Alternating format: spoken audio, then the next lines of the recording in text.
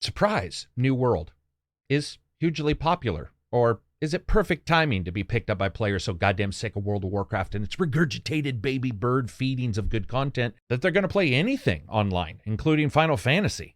Just kidding. That one's actually good. New World from Amazon Games has been delayed from May 2020 to August 2021 and is now out September 28th and has more than 500,000 people playing it, or should be playing it.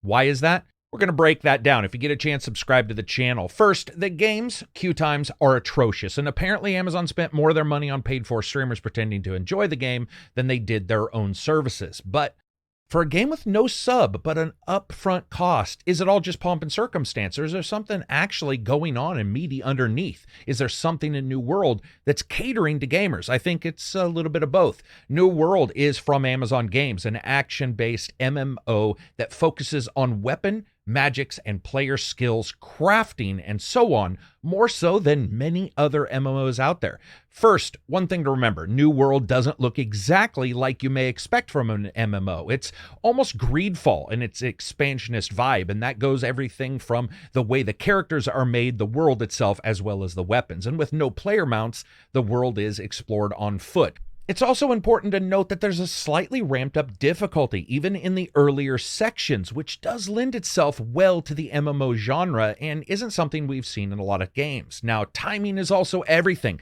And I want to know from you guys in the comment section if you think the timing is one of the things that's actually helping this game, especially in communities that are cultivated over a great deal of time, like a lot of MMOs. Even though player skill is currently sacred in this game, that's not something you can say about a lot of MMOs. First, World of Warcraft, it vomited players like a college kid's first day away from home. It's not surprising to see, I think, other titles gathering more and more people together. Final Fantasy Online has been doing incredibly well, but it's also backed up by a ton of quality and, well, the Final Fantasy name, as is Elder Scrolls, which has more in connection with New World than I think a lot of these do, purely because of its action-based kind of combat. There's a number of things that are helping out New World and may also signal a bit of a fundamental shift in online gaming trends, something that we've actually noticed. Action MMO style games are my favorite, the old MMO style with thousands of taskbars like a kid went happy rectangle drawing day in MS Paint isn't a thing of the past for me. It's a thing I actively try to wipe away from my memory.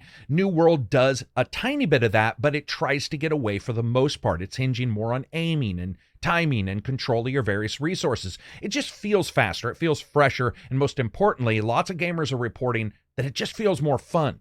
Weapons have their own styles, and need for specialization and deep diving into them is going to take a bit of time. Each weapon has 2 different tracks that you can choose. And the game's cornerstones on things like resources, housing, PvP versus PvE, I'll talk about in a second, as well as their 3 faction system, does seem to edge out a lot of the other games that are out there, at least when it comes to a little bit of freshness. But freshness and familiarity together, that's the perfect sandwich, and it does feel a little bit like New World's hit that. 3 faction system split between the Marauders, the Syndicate, and the Covenant means that gamers leaping in can easily grasp what's going on with the player creation, which, by the way, is pretty lean in PvP and PvE, but also understand that it's a new world. They can get in easy, but they can explore and jump into the depth quite easy as well. There's also player housing, crafting, and other parts of the game that I think a lot of us expect and that benefit New World, especially in the appearance of a full-fledged game. It is a title that, as you're playing it now, it does have a lot more than what we've seen in some other MMOs, at least day one in activities.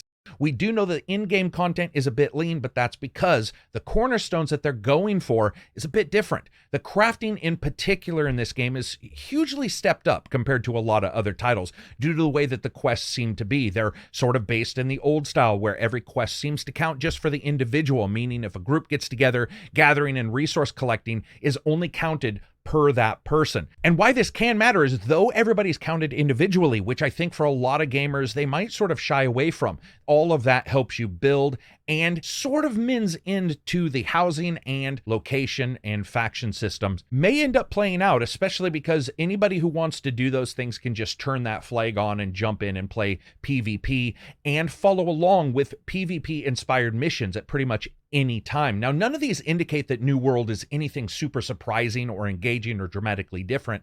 However, gamers are seemingly more apt to move on to something than they were in the past. And I think a lot of gamers are starting to look at some of these MMOs and think to themselves, there are other contenders out there, and moving is not as dramatically different as we ever thought in the past. There's a dynamic of the action-based MMOs and skills that I think reflects quite well to players who have cut their teeth on single-player games, whether it be a Tomb Raider or an Uncharted or something even more deadly like a Demon Souls or a Dark Souls. Game players are starting to make those adjustments without having to feel like they have to sort of stick within a game world. Also, groups are being able to switch between these various different games a lot easier than they were before, because a lot of the games are launching with these group and community tools directly in the title day one. And yes, Amazon bought their servers from an Apple II computer museum apparently, but so far people seem totally accepting of just sitting around and waiting or telling stories of what they're gonna do, even if they haven't got a chance to do so.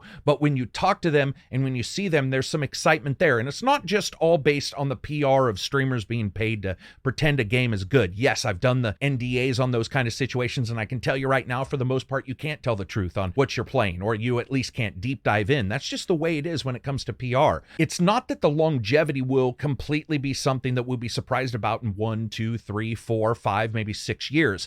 It's the fact that people can switch so easily, and that is a fundamental adjustment that we're starting to see in gamers. And this is brought on by my dog barking in the background. I'm just going to leave that on. This has been brought on by gamers feeling that the companies themselves and the communities that they build aren't necessarily as warm-hearted as they may have originally thought. And that's okay. It takes a while for people to come to those grips.